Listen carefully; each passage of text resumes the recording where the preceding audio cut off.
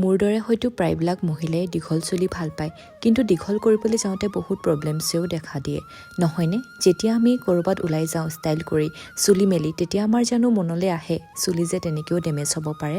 হয়, তেনেকৈও বাহিৰৰ ধূলি বালি ৰ'দে চুলি বহুত বেয়া কৰে, স্পেচিয়েলি সূৰ্যৰ UV ৰেডিয়েশ্যনৰ বাবে। স্কিনত আমি প্ৰটেকশ্যনৰ বাবে ৰ'দত ওলাই গ'লে ছানস্ক্ৰীন লগাই যাওঁ, কিন্তু চুলিৰ বাবেতো তেনে একো নকৰোঁ। সেইবাবে মই আপোনালোকলৈ এটা মজা অইল লৈ আহিছোঁ।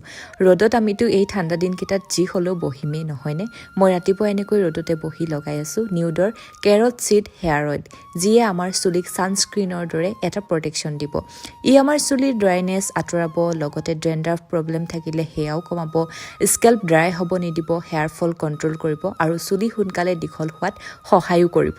আচলতে সকলো বস্তু কেয়াৰ কৰাৰ ওপৰতে নিৰ্ভৰ কৰে, আৰু এয়া মোৰ চুলিখিনিও আগতকৈ অলপ ভাল হ'বলৈ ধৰিছে, দীঘলো হৈছে। মাজতে কেয়াৰ নলৈছিলোঁ যে বেমাৰতো পৰিছিলোঁ, বহুত বেয়া হৈ গৈছিল। আৰু এই তেলটো আপোনালোকে ফ্লিপকাৰ্ট, এমেজন, মিছ'ত চাৰ্চ কৰিলেও পাব। ডেছক্ৰিপশ্যনতো মই ইয়াৰ লিংক দি থৈছোঁ।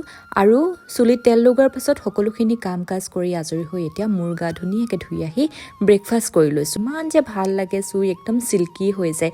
আৰু যদি ইনষ্টাগ্ৰামত চাই আছে আপোনালোকে, তেন্তে কমেণ্টত লিংক বুলি লিখিলে ইনবক্সত লিংকটো পাই যাব। আৰু মই এই QR ক'ডটো দিছোঁ যে এইটো স্কেন কৰি চাব, তেতিয়াও সহজ হ'ব।